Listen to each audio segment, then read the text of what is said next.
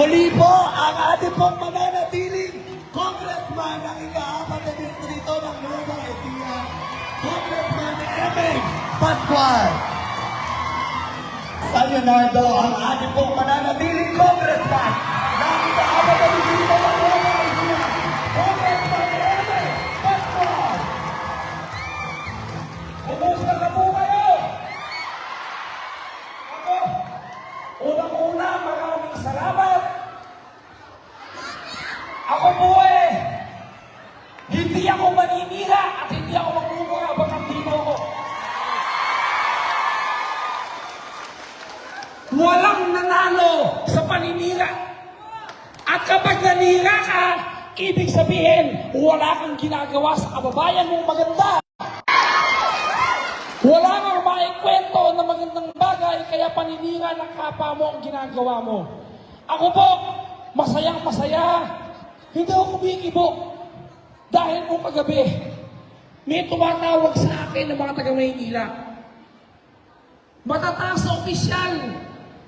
Tinatawagan sila doon, ibig huwag ipatuloy yung pong ating bigayan na ito ngayon ng ayuda. Sino nakikiusap? Alam niyo na kung sino yun. Alam niyo na kung sino ang sabi doon sa Maynila, sa mataas na opisyal. Parang awa mo na, huwag mong gagawin ito. Sapagkat yung kanyang kababayan, hindi niya matulungan. Ngayon natutulungan ako, haharangin niya. Hindi ako babayad. Ipinaglaban ko po ito. Alas 11:30 ng umaga, kausap ko si Speaker. Speaker, tulungan mo ako. Sabi niya, Congressman Emeng, sabihin mo sa mga taga-San Leonardo, hindi yan ang huli. Madami pang ayuda na darating sa inyo.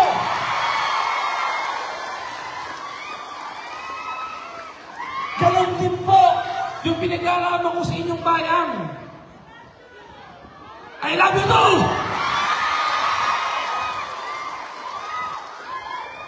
Nung ako po nagpunta sa inyong bayan, hindi para makipag-away. Hindi po ako sanay makipag-away. Hindi ako walang iyang tao. Nagpunta po ako doon para tingnan yung proyekto para sa inyo. Napakadami kong binabagsak na proyekto sa inyo, hinaharang lahat. Napakadami. Yung highway, baka ako sakaling mahiya, highway naman to. Ano po nangyari? Pinuntahan doon, inaway ako. Hindi po ako matapang, pero pagpara sa kapakanan ng mga taga-San Leonardo, magiging matapang ako. Ipaglalaban ko kayo.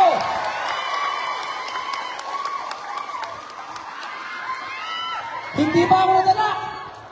Ito hindi ba ako nadala? Nagpondo ko ngayon ng 2 bilyon. Flood control para sa bayan ng San Leonardo, sisimulan sa Enero para hindi na di kayo bahain. Abangan ninyo yan. Haharangin na naman ng matapang ang iyayan. Bakit hindi nila ginawa nung sila nanunungkulan? Gusto ko lang naman po maiparamdam ko sa inyo na si Emeng Pascual, si Congressman, hindi lang nakikita dahil kakandidato. Ayoko na magpaparamdam lang ako sa bayan ng San Leonardo dahil malapit na naman ang politika. Kapag po ganon, ang tawag doon, matapang ang hiya, lalabas pagkakandidato na naman. May kilala ba yung ganon sa bayan nyo? May kilala ba yung matapang ang hiya sa bayan nyo?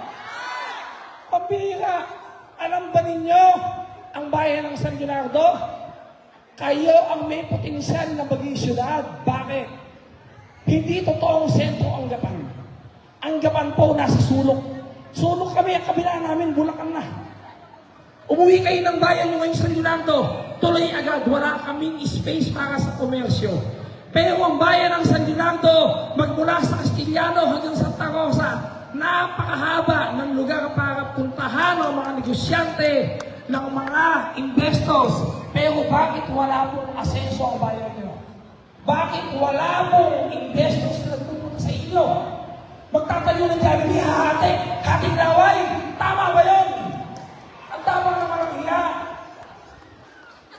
Isa lang po ang dapat nyo gawin para umasenso ang bayan ng San Gerardo. Magpalit po kayo ng mayor. Sa totoo lang, hindi na po kailangan.